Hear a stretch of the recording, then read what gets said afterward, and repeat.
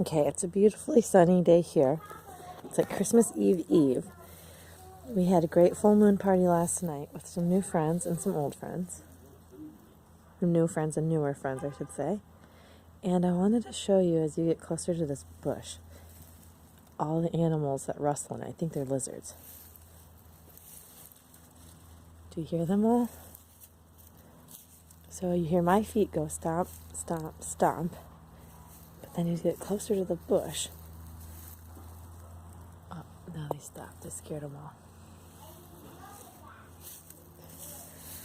I think they're all lizards. Sorry guys, you lost your son because I spooked you into the shade. Let's go see how the plants are doing here. We've got maypop hanging on, willow, red bay,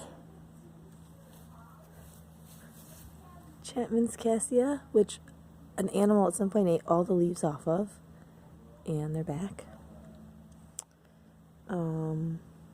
Bastard indigo,